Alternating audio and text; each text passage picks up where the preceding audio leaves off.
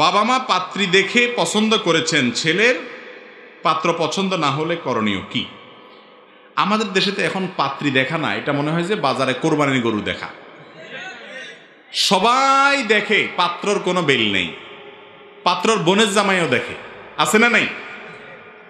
এর মতো অসভ্যতা আর কি হতে পারে বলেন? খুব খারাপ কাজ।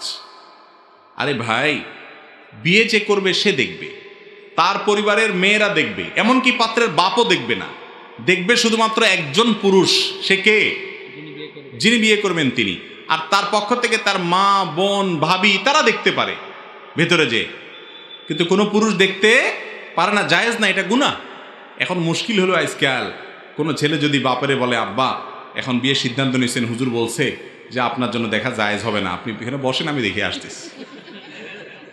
বলবে যে বেয়াদব, বিয়ের আগেই অবস্থা রে বাবা, এই মেয়ে বিয়ে করার পরে জানে তুই আর কত মাসালা বাইর করস, ঠিক না ভাই? ঠিক।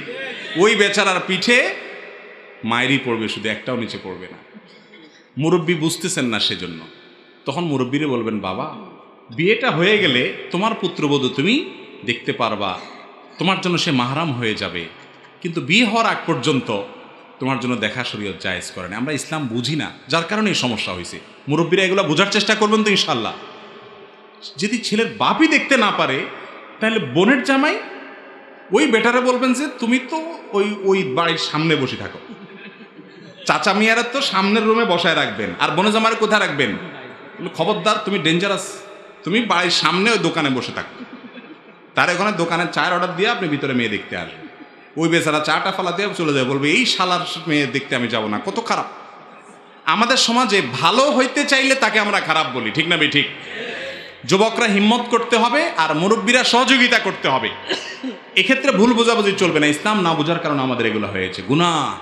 আবার 4-5 জন 6 জন মিলে মেয়েকে আনার পরে দাঁড়াতে দেখি, বসতে দেখি, ঘুরোতে দেখি, হা করে দাঁতগুলা দেখাওতে দেখি, কানের ছিদ্রটা দেখাওতে দেখি, হাইটা দেখাতে দেখি, কেমন লাগে? মনে হচ্ছে গরু কিনতে গেছে। আহা, নারীর প্রতি অসম্মান, অপমান, এগুলো জায়েজ না ইসলামে। ছেলে দেখবে, বাহ্যিকভাবে কথা বলবে, তার মন মানসিকতা বোঝার চেষ্টা করবে, শেষ। আর আসল দেখা হবে তার চারিত্রিক দিক, সেগুলো তো আপনি ভেতরে ভেতরে খোঁজ খবর নেবেন। এই হাঁটাহাঁটি দেখার কি আছে? আপনি কি গরু কিনতে আনছেন? অনেক মেয়েকে এভাবে অপমান করা হয়, অপদস্থ করা হয়। এই অসভ্যতার বিরুদ্ধে আমাদেরকে দাঁড়াতে হবে ইনশাআল্লাহ। চেষ্টা করবেন তো যুবকরা ইনশাআল্লাহ। আর মুরব্বীরা সহযোগিতা করবেন। আল্লাহ আমাদের তৌফিক দান করুন।